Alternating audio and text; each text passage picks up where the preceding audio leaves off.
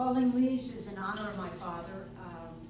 I had the honor of taking care of him in his last years by choice, and he was the only constant that I ever had.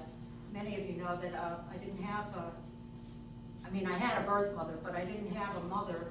She wasn't around after my first year of life. And so my father was the one who was the constant, and this is for him. Leopoldo Miguel Asuncion, and there's an epigram before it by Henry David Thoreau. Let us spend one day as deliberately as nature, and not be thrown off the track by every nutshell and mosquito's wing that falls on the rails. Henry David Thoreau, and the title of this piece is Falling Leaves. Leaves fall, making patterns of burnt colors on the cold ground of my life.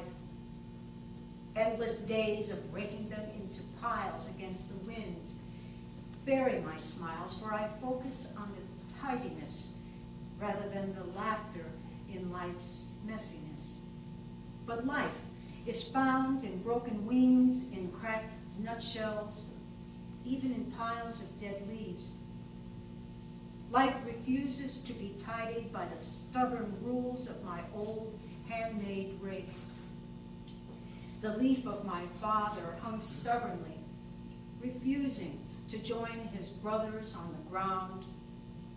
And as I waited for the silent hush of his fall, I forced myself to stop breaking long enough to see the beauty in his changing colors, to laugh with him as he spun in the wind from his frail stem. Thank you. I'll do one more. Yes, it's about Dad, and it's called Wallet. This was published in another anthology, but I included it in here. I still have his wallet.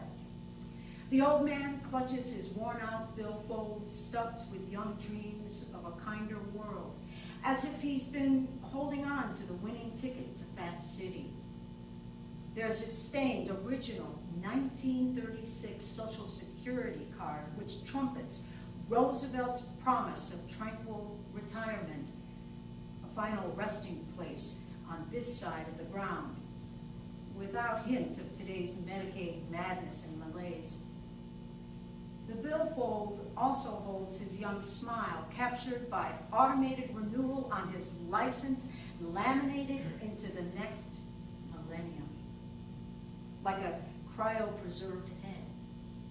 Mechanical Mail didn't think to ask questions of a 90-something who dreams of buying a Cadillac. His proudest possession is the gold-plated lifetime VFW card that hails service to his adopted country, like a 21-gun salute each morning. It permits him to boast of his bravery and importance against invaders of his homeland.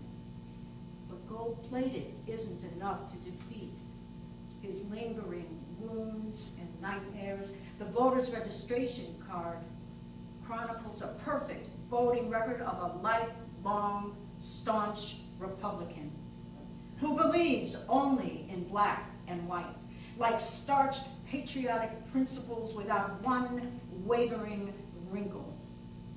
Set rules were ever accepted, never questioned.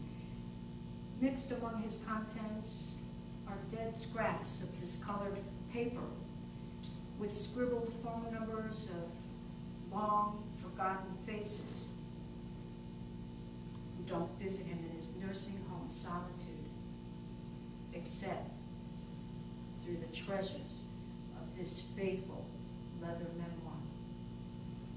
Thank you.